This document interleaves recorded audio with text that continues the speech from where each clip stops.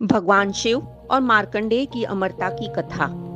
प्राचीन काल में मृकंडू नाम के एक ऋषि और उनकी पत्नी मरुद्वती तपस्वी थे। वे संतान सुख से वंचित थे, इसलिए उन्होंने भगवान शिव की कठोर तपस्या की।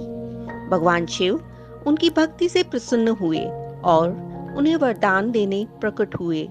शिव ने कहा, तुम्हें एक ऐसा पुत्र मिलेगा जो या तो अल्पायु परंतु गुणवान होगा या दीर्घायु परंतु मूर्ख।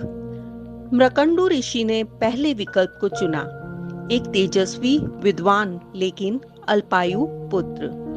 कुछ समय बाद मरुद्वती ने एक दिव्य पुत्र को जन्म दिया, जिसका नाम रखा मार्कंडेय। बालक अत्यंत बुद्धिमान, संस्कारी और शिव भक्त था, लेकिन उसे वरदान स्वरूप केवल 16 वर्ष की आयु तक ही जीवन मिला था। जैसे जैसे मार्कंडेय की आयु बढ़ती गई, उसके माता पिता दुखी रहने लगे। लेकिन मार्कंडेय को जब अपने अल्पायु होने का पता चला, तो उसने और भी अधिक श्रद्धा और भक्ति से भगवान शिव की आराधना शुरू कर दी। जब उसकी 16वीं वर्षगांठ आई, तब यमराज उसे लेने आए।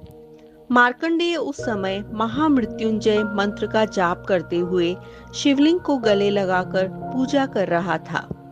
यमराज ने उसे कई बार चेतावनी दी, लेकिन मार्कंडेय टस से मस न हुआ।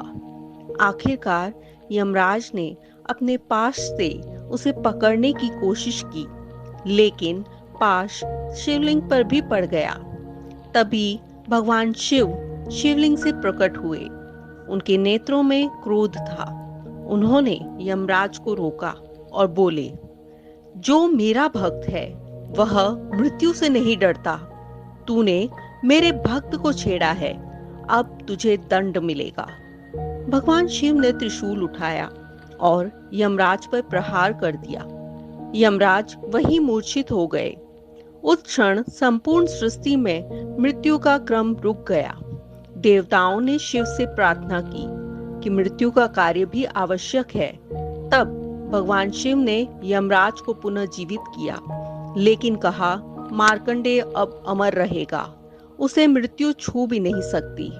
इस तरह मार्कंडेय ऋषि चिरंजीवी अजर अमर बन गए और शिव की भक्ति का प्रतीक बन गए। यह कथा हमें सिखाती है कि सच्ची भक्ति, निष्ठा और ईश्वर पर अटूट विश्वास मृत्यु जैसे संकट को भी टाल सकता है। भगवान शिव अपने भक्तों की रक्षा हर हाल में करते हैं। अगर आपको ये कथा प्रेरणादायी लगी तो आप इसे लाइक करें और इसी तरह की पौराणिक कथाएं सुनने के लिए हमारे चैनल को सब्सक्राइब करना ना भूलें। हर हर महादेव।